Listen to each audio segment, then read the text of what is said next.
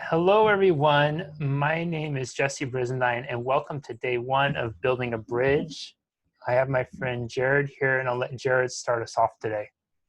Hi, everybody. I'm Jared Countess. The goal, I've got my notes right here. I wanted to be prepared, at least in the beginning portion. So the goal for this is to do a really hard thing.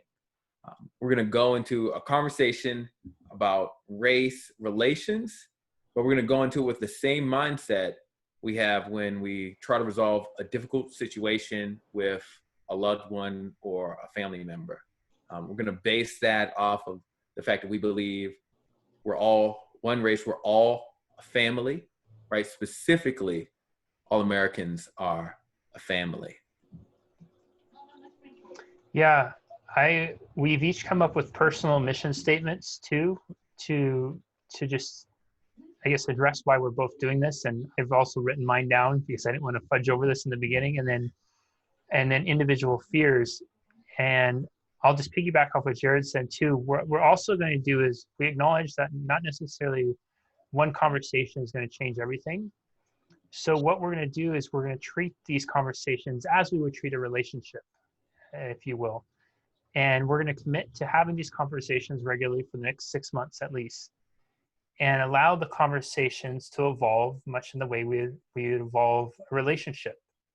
This will be first date kind of conversation, and we all know that there's certain rules that we practice and we don't practice for first date, and we're going to treat it like that because we believe that the metaphor is one that we can all relate to and we can all identify with. So my personal mission statement for doing this, and this is just what I have now, it may evolve as we go, but is to really engage in a loving and supportive dialogue that pushes the comfort level, it makes asking uncomfortable questions safe. It advances humanity's level of compassion, caring, and understanding, and it helps illuminate a path that others who want to help can follow. My fears in doing something like this and having these difficult conversations are there's a fear of being judged. It's saying something the wrong way. It's being misunderstood. It's appearing ignorant, uneducated, as a disconnected white guy. And that it could be something that in this, what do we call it, trial by Twitter type world that we're in, that a 10-second soundbite of a longer conversation that I'm having with Jared could be taken out of context. And my reputation that I've tried to build on the last however many years is hurt because of that 10-second soundbite. And then Jared, go for it, buddy. Well, just to break it, Jesse, my first question is, is there like a 3-week, 1-month rule for this dating thing that we're going to do? I always ask that question on the first date. Like, is this going to, how long is this going to take before, I just want to know. Yeah. So, I think that. See, there it is. Difficult. Yeah, I think I've always, Okay, I don't want you in that way, but so, but no. So, as you saw, Jesse wrote stuff down, and I wrote stuff too. But I'm not going to go off of that. He's very methodical, and I am not. So that's going to make this really fun. But my personal mission is to do my best to represent or help really just my friends in my circle, and maybe, hopefully, through the grace of God, help all white Americans understand how a Black person who has brought themselves up from out of dangerous, crime-ridden area, right? How I can identify and the pain that I feel when I see other Black people mistreated by police or just in general. including myself. And so I'm going to do my best to give lip service to that, with while also acknowledging and understanding the plight of being white in America and being called racist every day, right? and that what that feels like. So my personal mission is to not make you feel that way, but also let you know how I feel and how I believe the majority of African Americans in this country, who are African Americans in general, but African Americans who are hardworking, successful, or trying to be successful, how they feel. Because I think that is a problem. So my fears, two of them, got two fears, just because I couldn't only write one at first, and it was very difficult. As a matter of fact, when Jesse told me to write my fears, I was like, fear what? I had no, I don't fear. Like, someone told me, you could lose business for things that you're saying. I was like, well, I don't want that kind of bad business. I'll throw my whole business away. And so I was like, that's not it.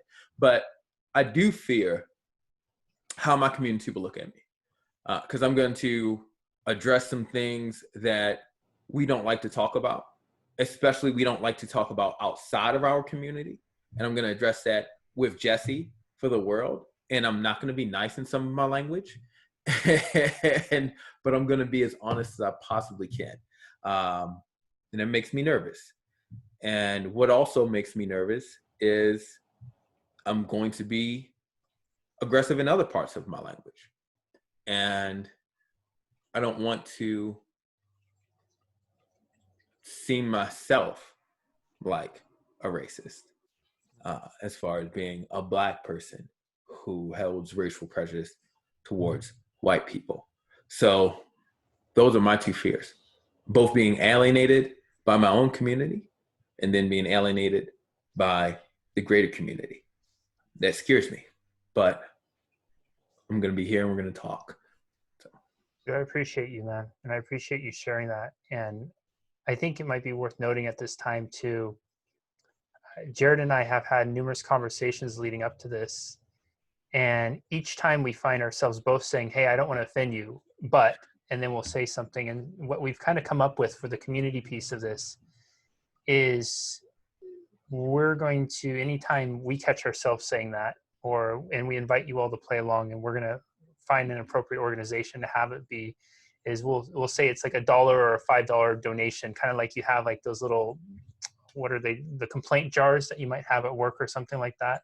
Mm-hmm. So when we catch ourselves saying, I don't want to offend you, and the reason we're going to do that is because we do want to open the forum for us to have those tough conversations. I think just like in dating, a lot of the times the stuff we really want to know, and that's important for us to decide what kind of relationship we want to have with these people, is a little bit deeper. But we will hold back. And for many of us, we might go through our relationships never asking those tough questions, never having those tough conversations.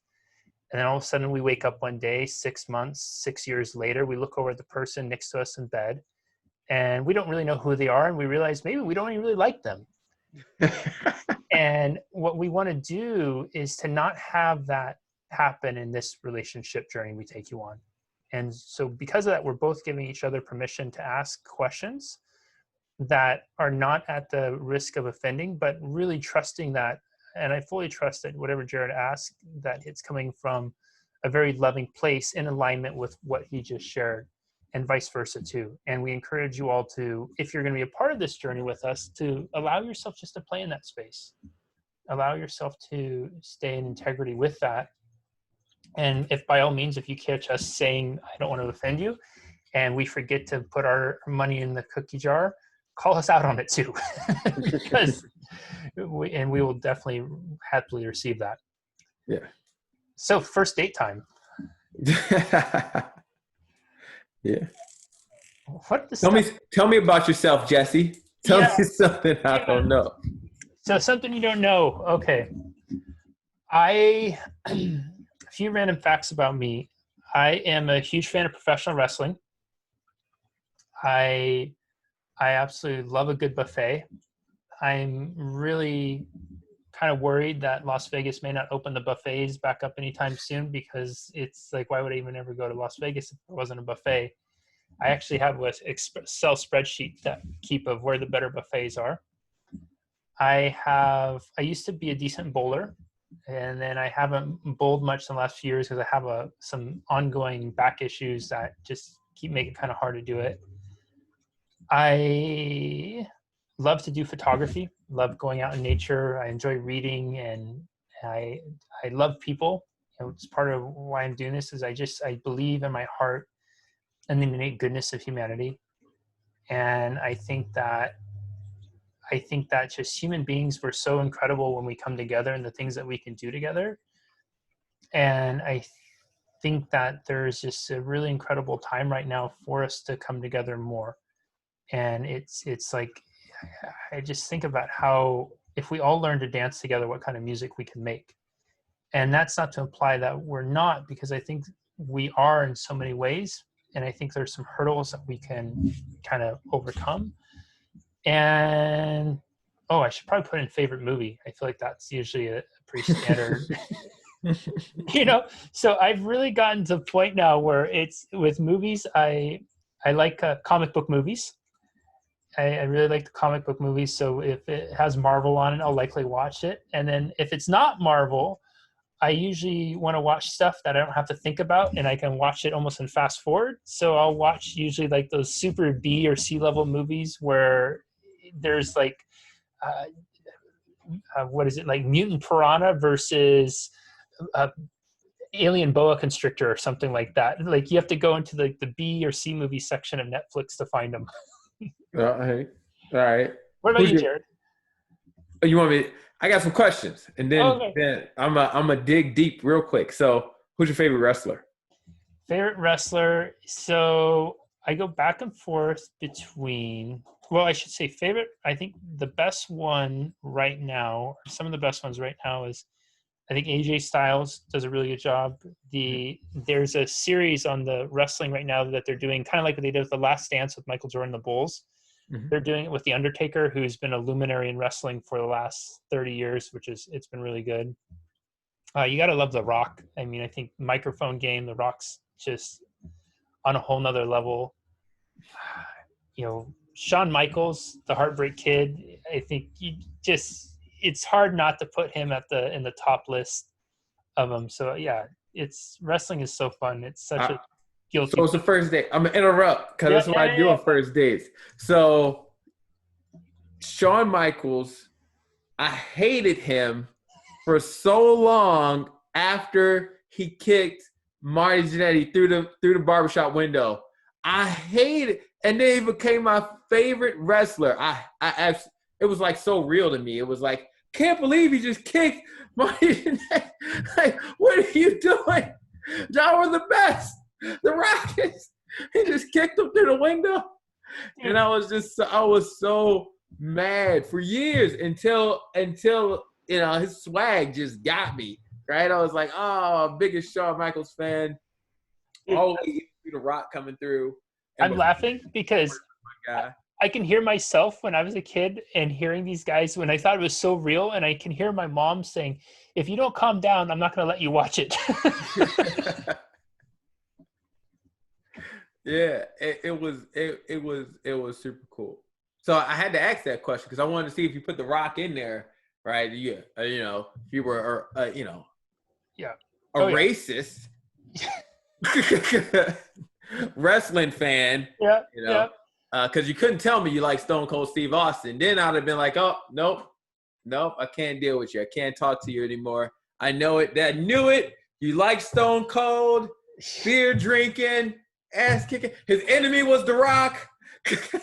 I think the Rock, but I think next level with promos, like all time. Yes, right. But and then I was never a wrestling fan, but take it back. I liked wrestling, but not as much as one of my friends. I had a friend growing up, and his favorite wrestler, he liked The Rock, and then he likes John Cena. He's a grown man, 30 years old, and then John Cena was his favorite wrestler. And he's a black guy. Loves John Cena's his favorite wrestler. Or no, Hulk Hogan, The Rock, John Cena. I never liked Hulk Hogan. Always liked either Ultimate Warrior or Shawn Michaels or somebody like that. And it was just, it's so funny, right? And so that is, you know, again, like I think in everybody. And so I'm gonna dig. Now I'm digging. We're gonna cross into the racial thing. All right, guys. So you ready? Everybody has a black person or a white person that they're a fan of in terms of movies, sports, some other culture like that. Yep. I love Leonardo DiCaprio. I like Brad Pitt. I like, I like Robert De Niro, Al Pacino. I like those guys. Westerns. I like Clint Eastwood. So I was a movie kid. So I liked a lot of movies, and my grandfather introduced me to a bunch of Westerns. He was a big fan. He loved the Duke. He loved John Wayne. So we'll watch a lot of John Wayne movies and Clint Eastwood. And my grandmother loved James Bond. So I would watch all the Bond films with my grandmother. Sean Connery, still the best Bond ever. He's just super smooth. I like old Sean Connery. Any Sean Connery movie, I will give it a shot. Sean Connery and Denzel are the two people I will give a shot. Yeah. Anything they're in. And can sit there and watch it. And,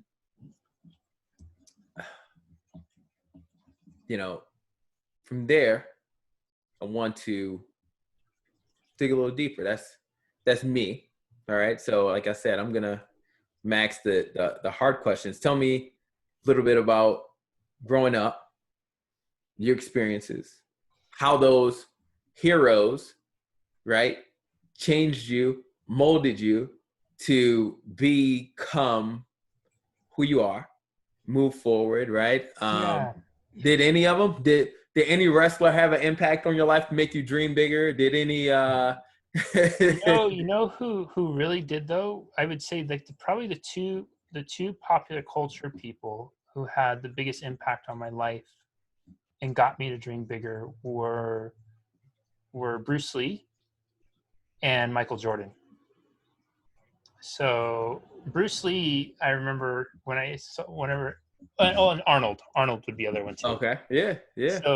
So it would probably go Arnold first, then Bruce Lee, Michael Jordan. I'm not sure which came first, and then Michael Jordan would be more predominant throughout the whole thing. So Arnold was very much. I remember very distinctly the first time I saw the second Conan, and I was a kid, and I remember my mom, my brother, and I we had kind of like a camp out in the living room, and my mom was saying, she's okay. Now there's this movie I'll let you guys watch, and there's a guy named Arnold who has these big muscles in it. And she said, but if you and your brother start acting out, trying to hit each other with swords afterwards, you're not going to be able to watch it anymore. And, okay. And so that one, it has the really dramatic music in the beginning where they're riding on horses, and it keeps panning over. And I remember I keep asking my mom, is that Arnold? Is that Arnold? My mom's like, no. And then it pans to Wilt Chamberlain. And Wilt Chamberlain's a big dude, right? And I was like, is that Arnold? And my mom's all, no. And then it finally pans through and it cuts to the scene where Arnold's kneeling at the grave of Valeria from his girlfriend from the first one. He's got the sword down. It switches to the really dramatic hero music, and it pans up from foot to top, and you start to see all these big muscles. And my mom goes, I'll never forget this. My mom goes, no, that's Arnold. And I remember going, wow. And that was such a critical thing for me, because it was like, wow, you could build muscles like that. So that was always in the back of my mind. With Bruce Lee, it was just watching somebody move like that. It was just amazing watching, because every time he moved, it looked like it defied like human even comprehension. And he was just so graceful and so powerful. And then with Michael Jordan, and he's just Michael Jordan. Like I had my first job I had was this horrible, like working in there was basically like working at a skeet shooting range where these guys would shoot clay pigeons. And I was the kid that was sitting in this hut with all these spiders. It was underground, and I'd put a clay pigeon on it, and then somebody outside would push a button and they'd shoot the pigeon.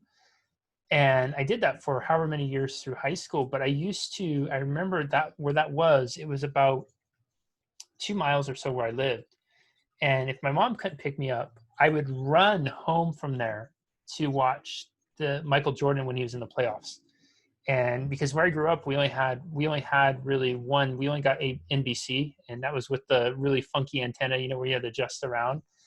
And on the weekends, there was always usually the Bulls were playing, and so that was such a big thing for me that I would do that, because where I grew up, I kind of lived out in the woods, did not grow up with a lot of money. I mean, it was always talked about as a kid how there wasn't money. And I can remember having to, carry the rent up late, because it was just, I think my mom probably thought it would soften the blow a little bit if the kid took the rent up versus the parents if it was really late.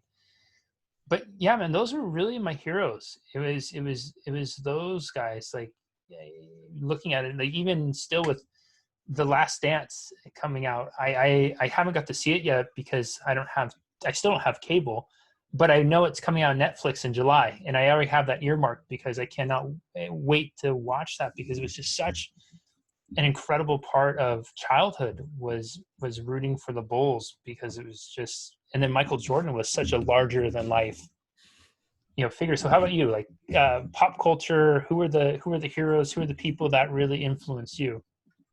Okay, so I'll just stick with pop culture. I was a weird kid, but I'll stick with pop culture. Two things that we got in common, right? Arnold and Bruce Lee. Bruce Lee was probably number one for me, then Arnold second. Mhm. I loved martial arts and black belt theater. I don't know if you remember that when when we were younger. Black belt theater. Huh? What is black belt theater? I never saw that. You never saw No, black belt theater? no. It used to come on. Did you watch Saturday morning cartoons? Did you have a TV when you were young? So we had it, but all we would get is like one station, and sometimes it'd be kind of fuzzy with it. So we'd only get the Saturday morning cartoons we would get were, I think we had Ninja Turtles for a little bit. Okay. Yeah. Yeah. So I knew as soon as you said you didn't know what black belt theater was, I was like, okay, he didn't really have a TV. Yeah. Which is something you should. Yeah. I only could get one station on my TV, and that's why we love wrestling.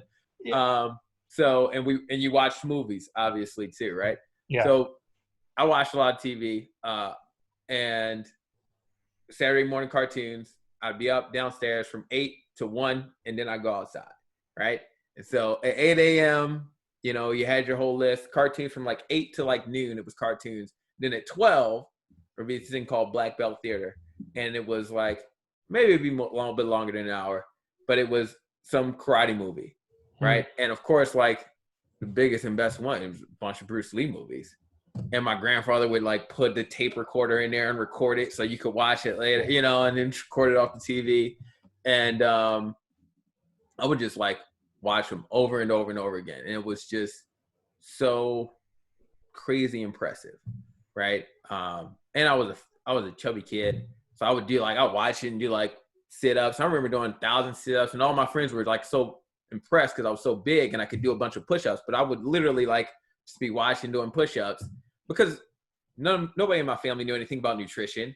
So they were just like, well, just exercise more, do more sit-ups and push-ups, and you'll look better. And unfortunately, got a diet. Diet matters. Diet was my first experience where you can't outwork a bad diet, right? But I could do a crazy amount of push-ups and a crazy amount of sit-ups. But anyway, long story short, loved Arnold, loved Bruce Lee, hated Michael Jordan. What? I absolutely hated Michael Jordan. I liked Larry Bird.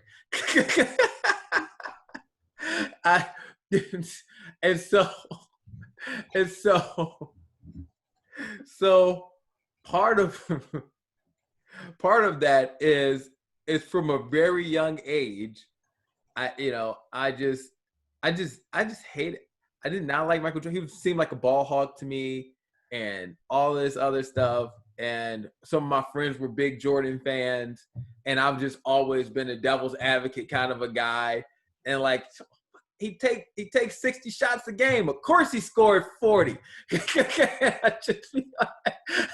just, That was pre-triangle offense. Pre-triangle offense. Yeah, yes. Well, I was not a Jordan fan. I just wasn't. I wasn't. I liked Bird. I actually ended up liking Iverson.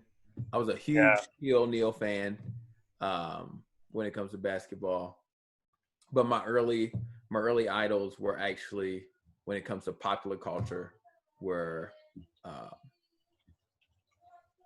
Bruce Lee and Arnold Schwarzenegger. And I'm going to shut my door to my office, which I left open. I didn't know that.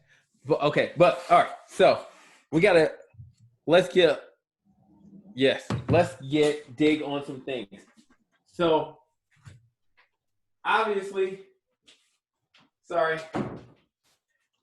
we had a bunch.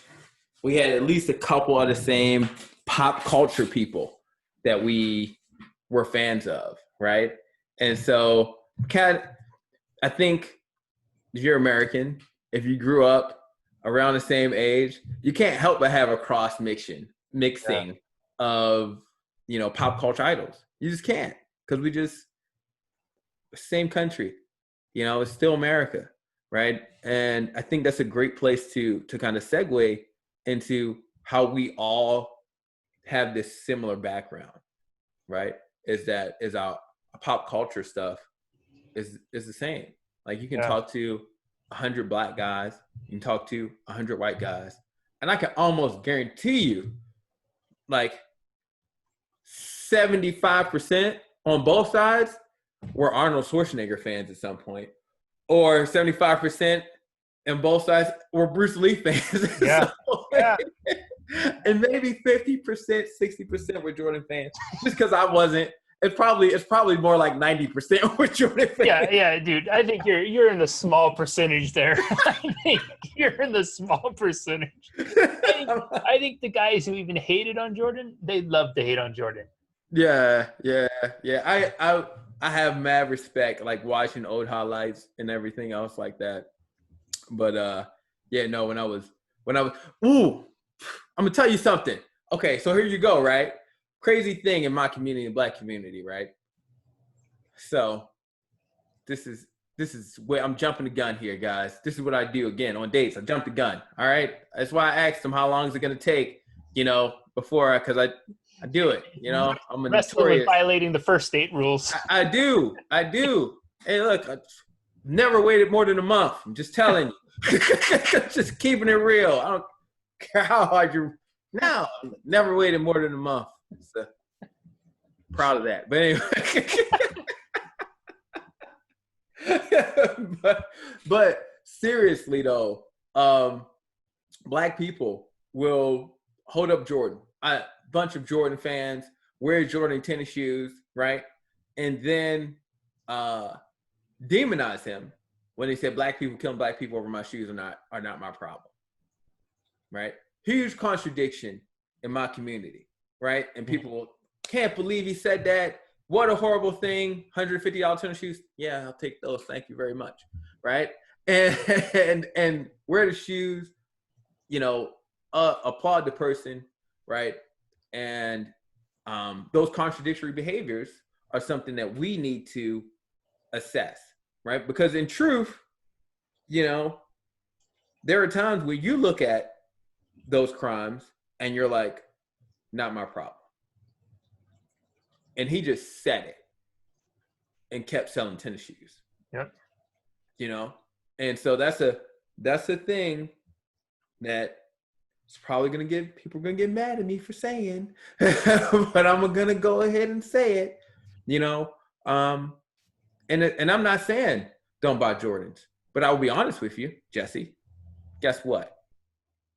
I bought my first pair of Jordans at 34 years old, and I had a job since I was 12. Wow. And that's real talk, and that's a real talk.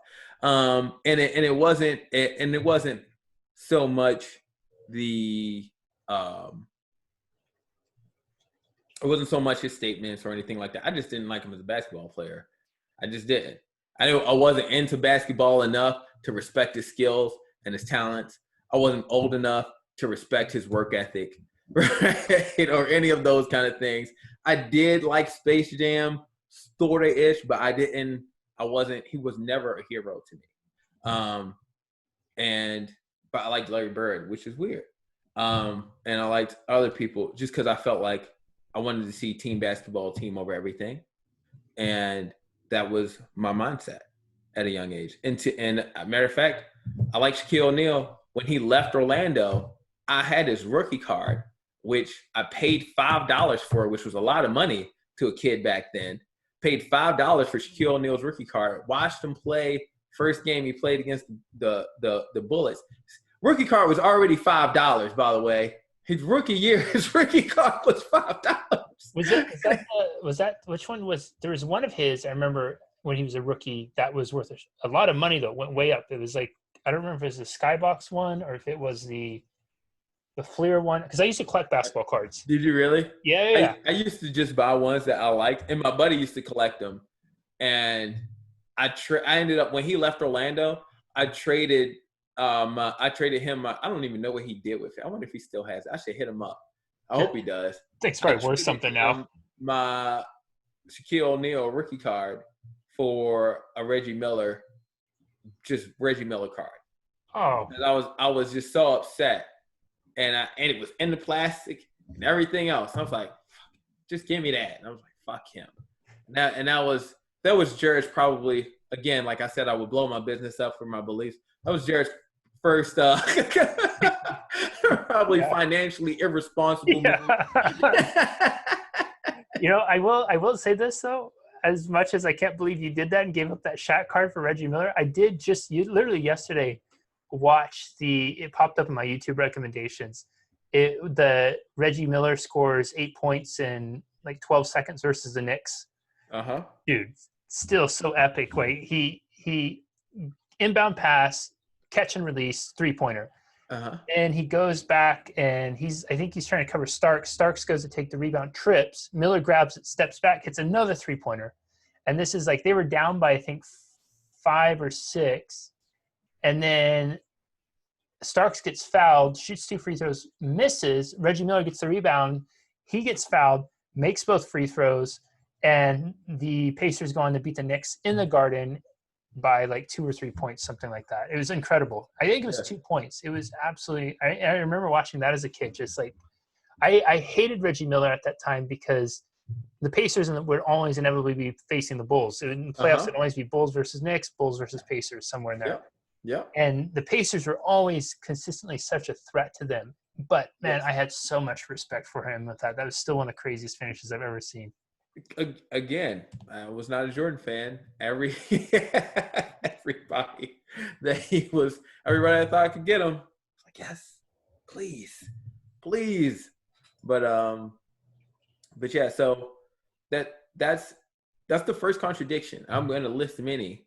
Probably we won't list them, but we'll get to many in terms of my community. Is that we love Michael Jordan, right? And talk bad about his action there, but don't penalize him for it, right? And because subconsciously, we have to admit to ourselves that we know that it's not his fault. We know that that's not his fault. And so, we have to play that way in a lot of conversations. And so that I want you to go ahead and talk about some of the things that you were feeling that sparked this conversation. And when you called me and you were like, these are questions I have, Jared. Like, what, why is this? Why is this? Why can't I say this?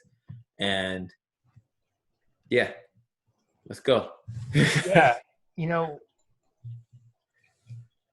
One of the things I appreciate you saying that about the contradictions, because I think that that's on my side as well, right? I will hear friends, white friends, say all the time about things that upset them, or somebody does something that upsets them, but we don't take meaningful action, or the exact opposite. We continue to engage in the things that we find that support the things that we find uncomfortable, we're not okay with.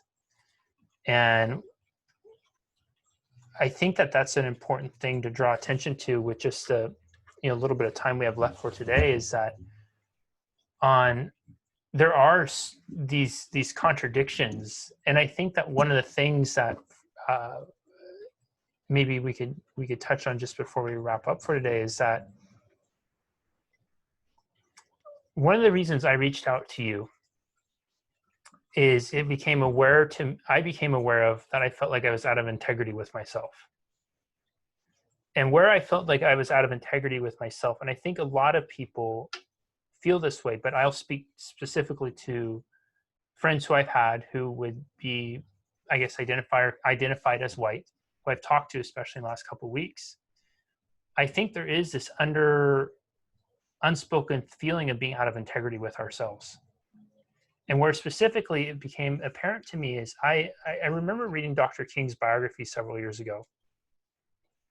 And I was so, hearing speeches, hearing different stories is much different than actually going in and reading through his eyes. And the thing that kept being so apparent to me through that whole time of where he's keeping this, and it was basically, I think it was he was keeping a diary essentially. And then after he was killed, that was taken over and put into what is the closest thing to an autobiography we'd have of him. He was largely suspect near the end of his life that he would be killed for what he was doing. And he still had the conviction to keep going forward. Now, me, in the work I do, I will quote Dr. King. I will use Dr. King as stories, as an examples of having conviction, of pursuing your dreams.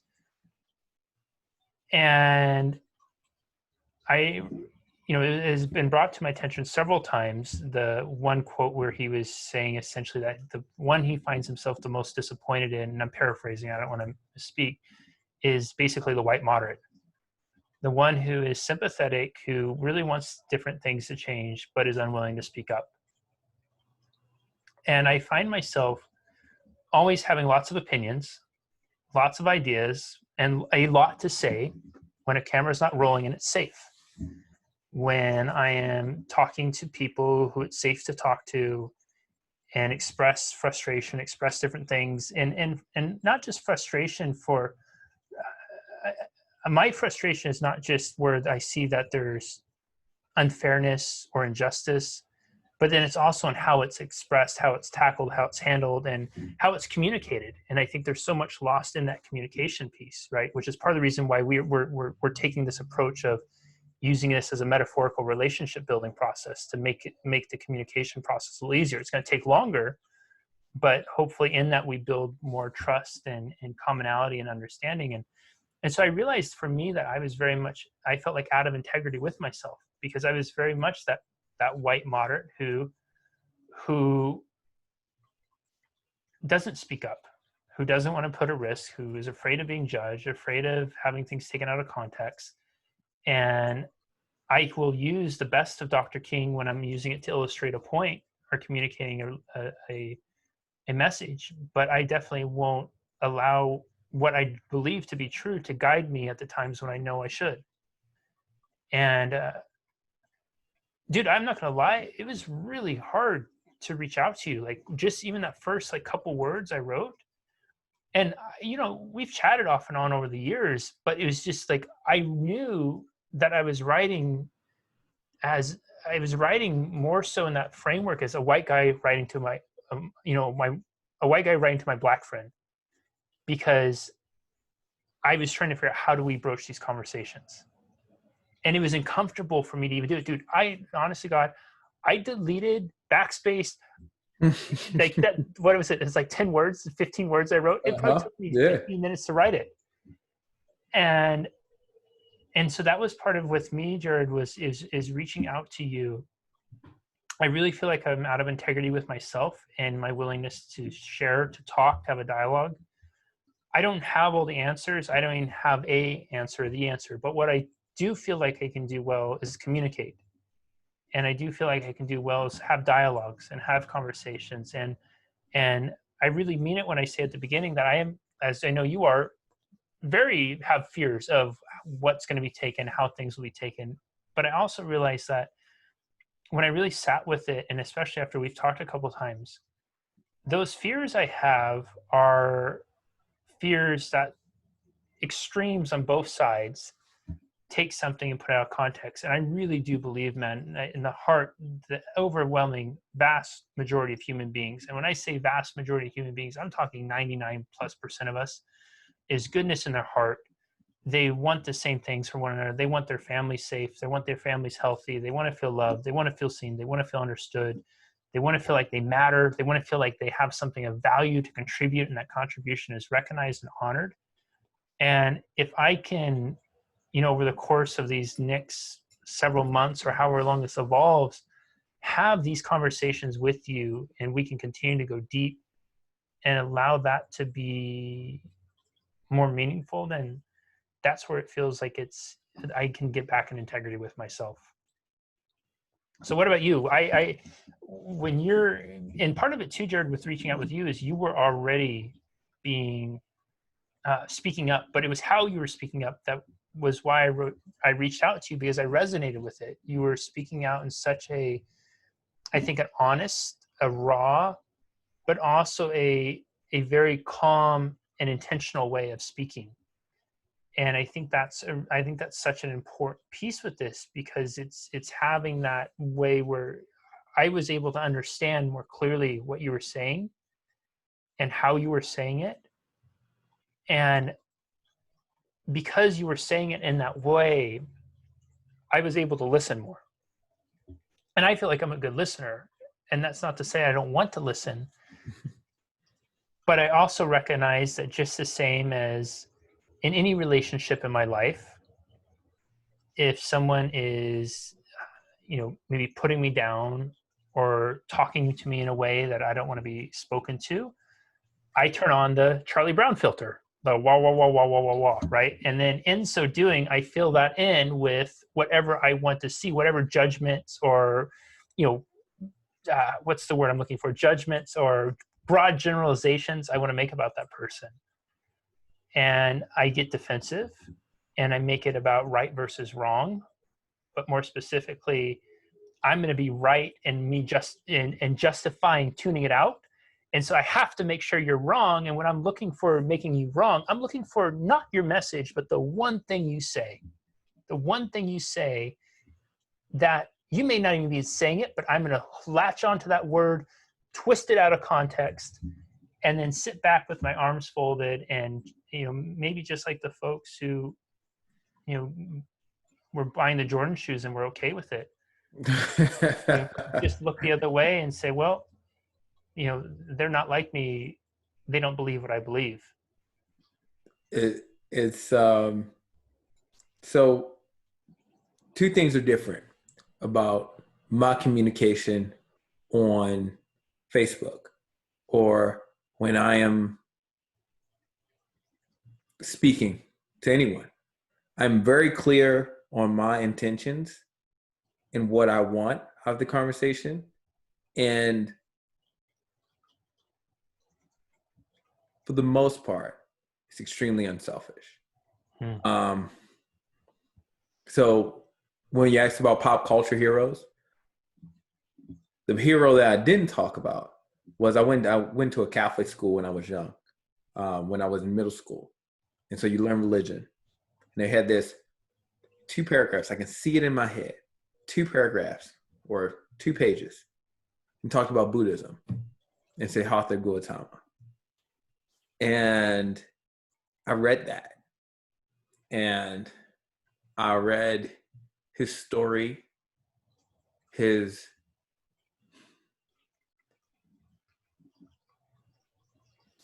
ability to look at the whole world as being interconnected, right?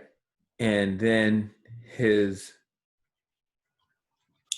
realization that it is our attachments that cause us to want to step on or hurt or not uplift each other. So he gave up all of his attachments in his search for enlightenment and everything else, including, and this is where it spoke to me, his attachment to his wife and his son. And that was the most powerful thing I'd ever seen, because he didn't just give up all of his riches and his wealth, because he was rich and wealthy and powerful, but he gave up, and this is a fable, right? Maybe it's true, but he gave up his wife and his son in the pursuit of trying to understand pain, suffering, and make the world better, right? And love everyone equally. Now, I'm not that. Thought I could be, but I'm not that. But I did see pain and people act on pain a lot growing up. And I saw people do hurtful, destructive, horrible things to each other from a place of someone else hurt me, right? And now I am never going to allow that to happen again. And to be preemptive, I'm going to hurt other people first. Mm. And so, and I grew up in a world, I'm from Baltimore City. I grew up in a world where that was the norm. That was the movement, right? If I think you're going to hurt me, or I see that you have the potential to hurt me, then I am going to hurt you first. And I'm going to hurt you in the worst ways. And once you think, act, and do those things, you're not, when you communicate with people, it's not a communication to bring unity or uplift or anything like that. It's a communication, one, out of fear to protect yourself, because that's really what it is, right? Violence, when I'm violent toward you and you've done nothing to me that was violent, I'm afraid that you will. It's fear that drives that action. It's fear that drives me to hurt you, right? And so when people go into a conversation or communication and their only thought is, I have to win and I have to be right, it's the fear of what happens if I'm wrong. What am I giving up, right? What am I losing? And I recognized super early on, there's very little that I wouldn't give up to make the world a better place. It's very little. And that's what Siddhartha. So when you see me communicate on Facebook, I'm perfectly fine with giving up on, certain things that some other Black people would hold on to, right? And that is the thought that all of our problems were created from slavery, right? I don't need that. One, it's not 100% true, right? It's just not. And no one in the Black community can actually say that and believe it to the core. And that's a human thing. They can't believe it to the core. Just like no one in the Black community or no one in the white community would ever say all cops are bad, right? And so when I communicate on Facebook, I can give up those pretenses because I don't need to be right there. I just don't. I don't need to be right. I don't need that position of every problem in the Black community is a result of slavery and the problems of the past. I don't need that position to be right in this position that this is what's going on now that's wrong. And so when I communicate on Facebook, I'm communicating in the narrow space, and I want to make it clear. So I give all this. So the communication is, I'm going to give you all the space where I would potentially agree with you, right? Is there room for argument in that space? Obviously, a fucking chorus, right? You know what I mean? If I can't put a percentage on it, but I don't think any white person would deny that some of the problems in the Black community are a result of things left over from slavery and Jim Crow, right? Is that the vast majority of it? Is it 90% of the reason? I can't say that. Do you know what I mean? I can't say that. I can't even say what percentage it is, but I know it's not an argument worth having because it doesn't solve anything, right? It doesn't solve anything. And that problem needs to be solved differently. And it's great to have some people recognize it, right? But I don't need you to recognize that to say it's wrong for this. And I think that an error when most Black people communicate what was wrong with the George Floyd thing is they go through the whole span of everything else and say, take the blame for this entire situation that we are in as a community is all the fault of racism in your ancestry, right? And is part of that, is there some truth to that? Maybe. Or is there truth to the fact that, you know, Irish Americans, right? They came here because of the potato famine, and because they came here in a certain position, right? They're not all multi-millionaires because they came here. But is it also truth that they built something for themselves? That's also truth, right? Is it truth that, you know, what happened in the Holocaust, right? Is that a truth? And, you know, they built something for themselves. Yes. Is it a truth that to give my community another shot? Is it a truth that there has been things that have not allowed us as a community to drive up that are racially driven? Absolutely. But is that the only reason? Do we fucking implode on ourselves all the fucking time? Absolutely. And so those are the difficult things that I want to talk about. And so and what you saw in my communication is that I don't need to have conversations about the problems of the Black community. I don't need you to feel guilty about our inner community problems, right? That we oftentimes are not putting a lot of energy into to talk about our extra community problems, because we have problems in our interrelations that are in this narrow range that most of America agrees these things need to stop. But I can't ask you to fucking solve this. Just like Italian community didn't say, well, it's your fault, we're mobsters. You know what I mean? It's like, you know, it was like, no, let's deal with that on our own, right? And even though everybody looks at every Italian, oh, that Italian guy in that nice suit, oh, he must be associated with the mob, right? You know what I mean? Like, it runs through the back of your mind. He's a good fella. Yeah, it runs through the back of your mind, right? Yeah. It does. You know, Wasp, Guido, whatever. It runs through the back of your mind, absolutely. Right? And but they're not, you know, they may get, all of us ain't that or whatever, but the focus on lifting themselves up is pure. And it's just, this is where I get nervous and I get scared, right? Because that is, again, a conversation that Black people have behind closed doors.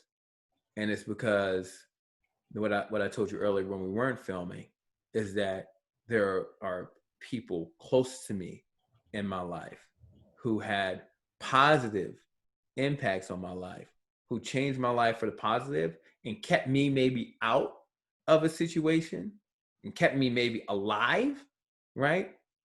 Who did fall into that, right? Just like there are people in the Italian community who may not have been mafia guys or mobster guys themselves, but, you know, cousin Jimmy or whatever, right? As we kept saying, cousin Jimmy, right? Helped them out of a situation when this other guy tried to lean on them, you know?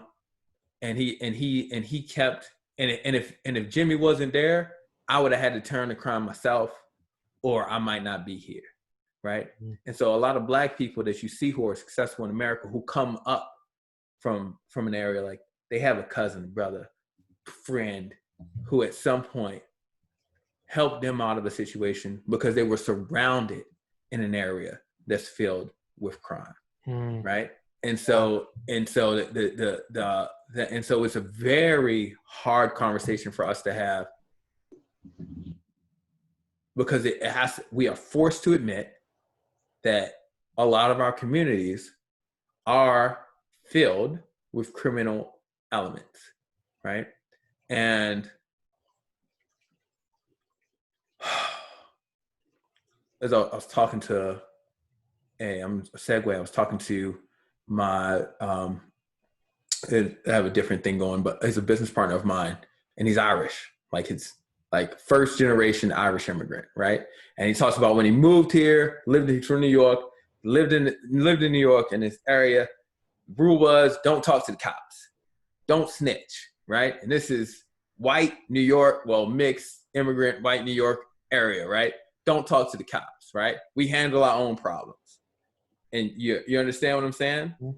And so the same thing happens in the Black community, right? We handle our own problems, which is why you have a cousin Jimmy, or you know, if you Derek or whatever, right? Who is willing to handle this problem in a way that the person that you're having a problem with will understand, right? And saves you from doing something that's unreturnable, that's unrepairable. And then you leave and you're successful and Derek's still there. You know, and that is a real, and it's very hard to get out of that. And you know, the problem is, for every one of me, there are 10 Dereks. And so, you know, that is our side of the argument when you see a George Floyd, who people are now bringing up his criminal record and everything else, right? Our problem is, yeah, George was a bad guy to, you know, he hurt people in his life, right? But George saved my life at this point in my life, right? And it's like, and what happened to George, should have been arrested, should have went to jail, and I'm cool with that. Cool with it. Take him to jail, obviously, right? But if he's not posing a threat, don't kill him. He's trying, you know? And so that's where the he's trying comment comes from. And that's where I saw the Candace, I don't want to go too more. Dig too deep. This is getting the first date. But imagine a steamy second date. The Candace Owens piece, she never had, you know, that type of person in her life. She never had that person in her life, or she was never in that situation where, you know, I'm not a criminal and I don't do criminal activities, but this criminal was trying to take advantage of me, right? And I can't go to the police. You know, and so they don't see that, and they don't see that same person might have been the only person that bought you a toy at Christmas, might have been the only person, you know what I mean, and when you were younger or something like that. And so they can't, that depiction of African American life in inner city is not talked about, right?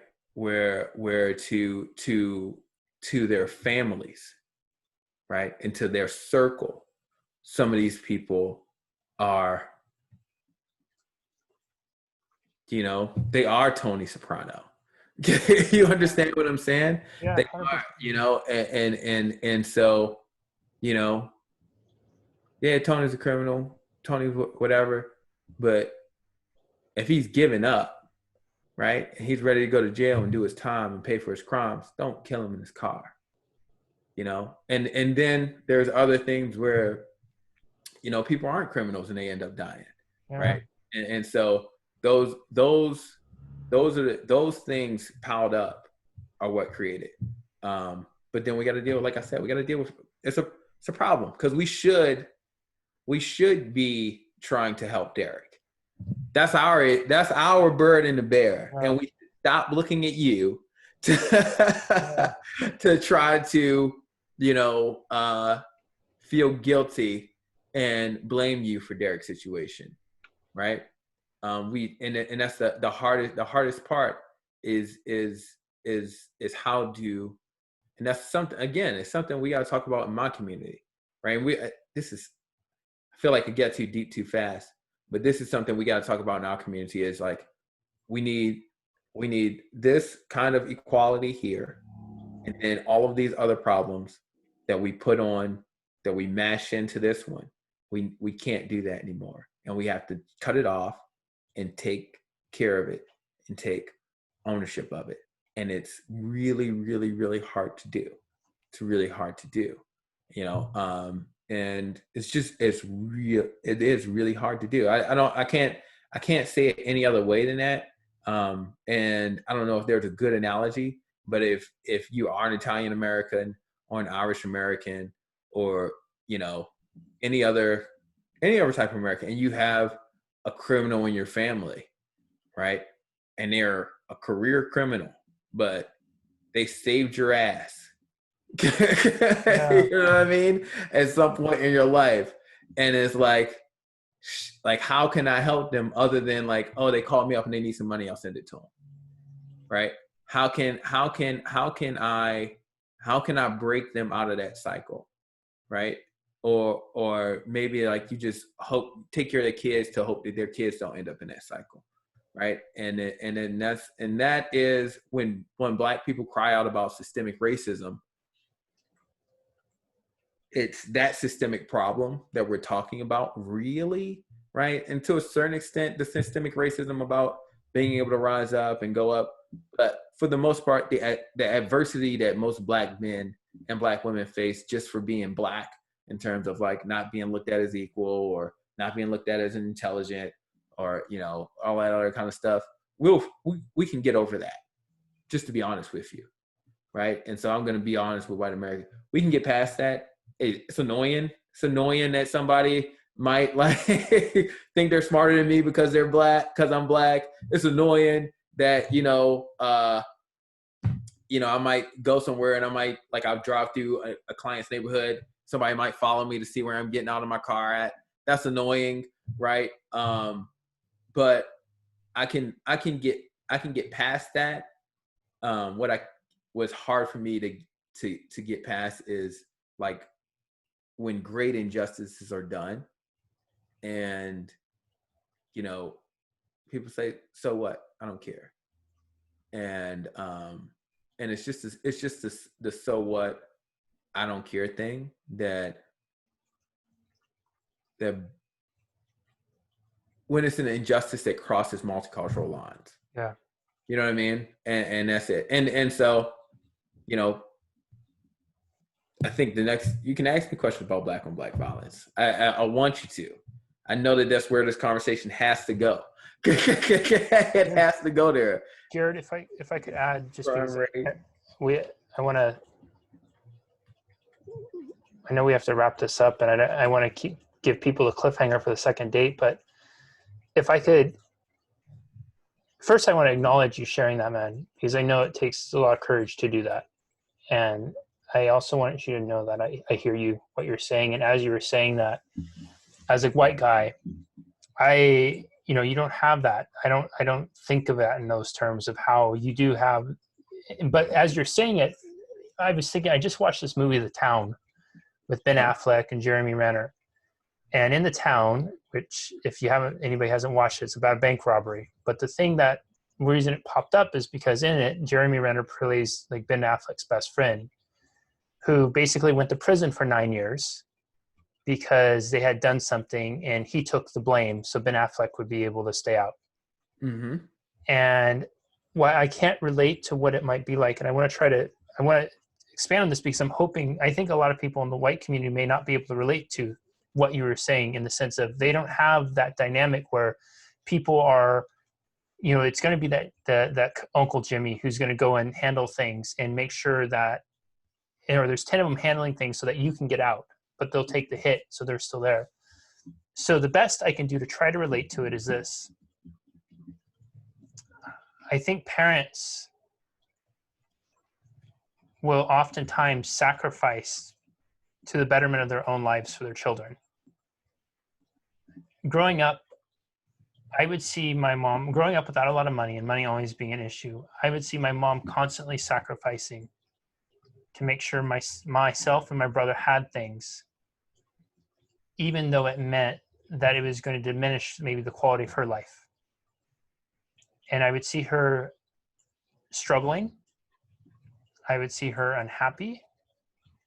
And I would ask myself as a kid, why can't my mom just be happy? Why is she? And then I would feel responsible for it. But what my mom was doing, in much the way, Uncle Jimmy, we'll just call it that, is doing, was she was making that sacrifice so that I could get out, so that I could have a better chance. And I want to try to relate that, because I think that one of the challenges, especially as a white guy, and I don't want to say I'm speaking on behalf of the white community. That's not all I'm doing. I'm speaking on behalf of myself. But in conversations I've had, I think where there's a struggle to understand is we'll hear about injustice or we'll hear about that, but we don't relate it. We don't make it relatable. And so it's like it becomes like a tearjerker in a movie where we feel it. Fuck, man, that sucks. That's horrible. But then we go back away because it's not our reality. Just the same as the movie's not our reality. Anybody who's a parent watching this knows that you would likely sacrifice and do anything to make sure your child had it better, including if you had to, if it came to that extreme, taking a life.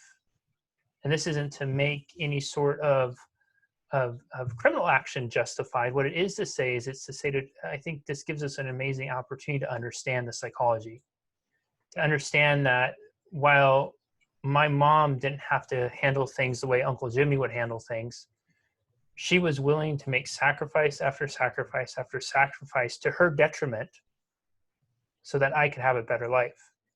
The difference between my mom and Uncle Jimmy is that my mom didn't end up with a criminal record. She just didn't have the happiness piece. And this isn't to say, it's not for me, it's not for us to say what is most important in your life. Only you can decide that. What I hope that came from our first date today, which we definitely covered a lot, and you can see there's going to be more to come, is maybe, just maybe, at least for me, I hope, is that we understand a little bit differently. We see things a little differently. Maybe you can see a little bit of Uncle Jimmy and your mom, and maybe you can see a little bit of your mom and Uncle Jimmy. Yeah. And that Jared's totally wrong about not hating on Michael Jordan. That's just craziness.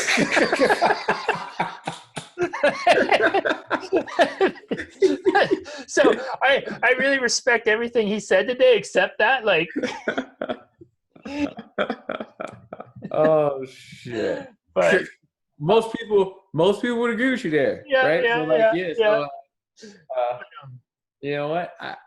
I'm still not. I'm not. I'll never be a full Jordan fan. I can respect him as a man and as everything else.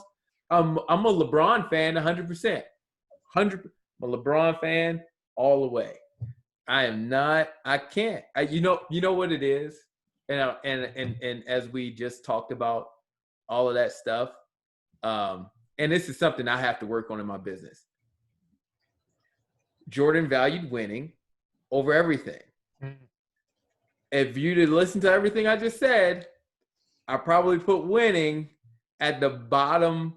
I have to convince myself to push to win, because most of my stuff, if I'm playing a game, don't get me wrong, I'm the most competitive fucking person out there, right? But even then, man, I'm fucking weird, bro. I'm soft, as some of my clients tell me. I'm a big ass softy. And like, I'm like, man, like this Madden game is really important to him. It's not that important to me. Fine. Pick. Throw this interception. You feel good now. You feel better. That's until you're very upset.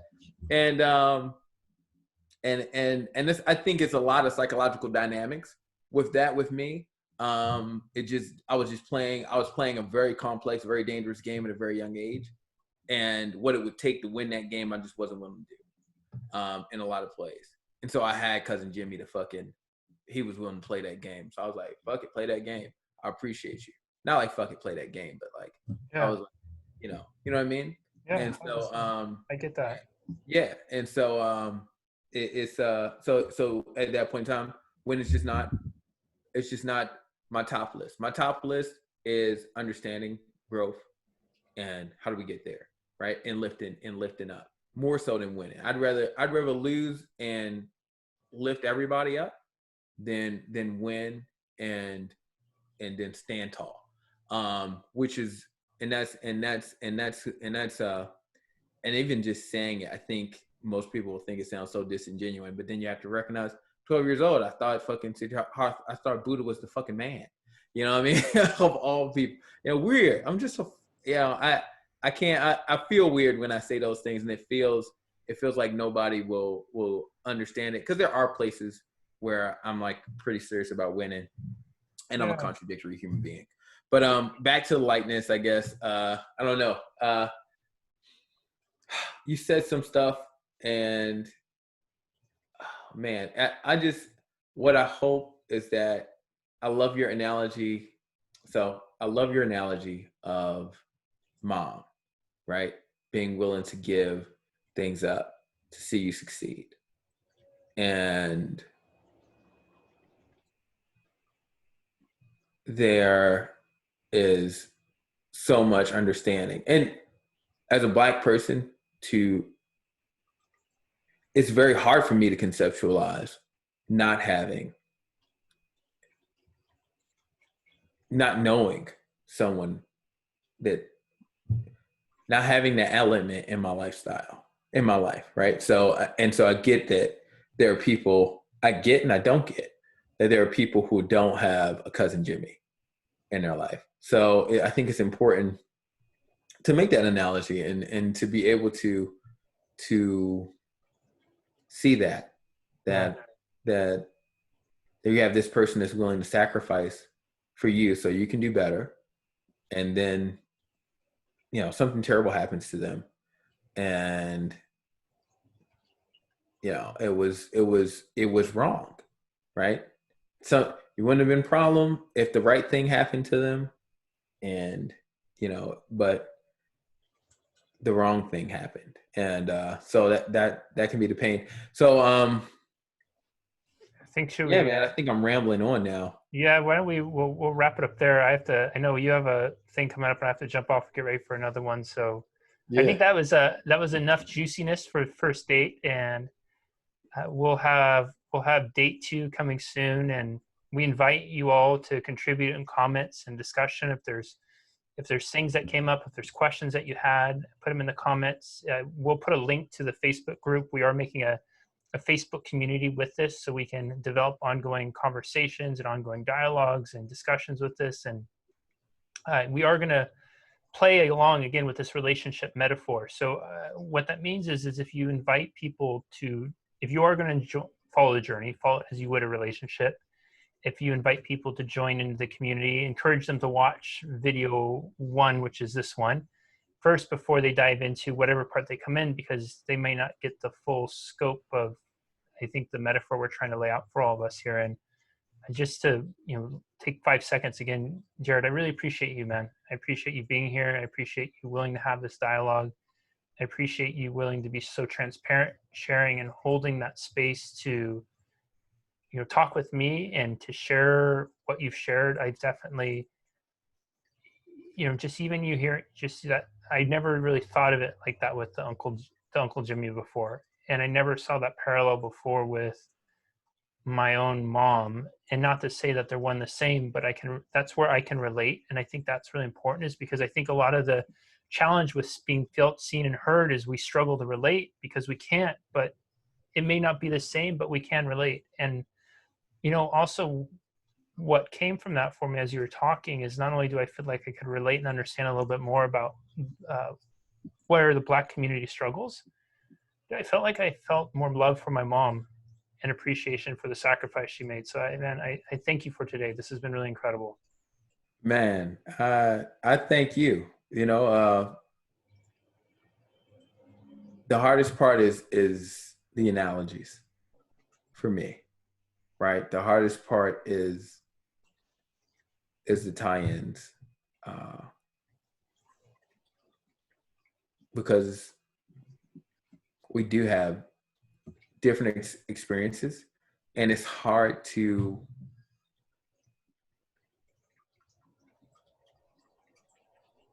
there are unjustifiable actions, and this is, I think, maybe we can dig on both sides, right?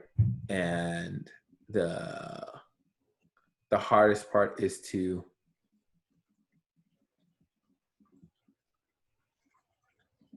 I guess both vilify, as it should be, the unjust actions in my own community, but justify my emotional connection and love for some of the people who commit those unjust actions. And that is going to be my biggest challenge, and the thing that I fear the most flack and cut back from, and the place where I'm going to be the most vulnerable for attack and from all sides, right? And I am almost certain that there will be people that say, well, no one needs an Uncle Jimmy. All the Uncle Jimmys should be gone from the world. Right? I am almost certain that there are people that will say something like that. And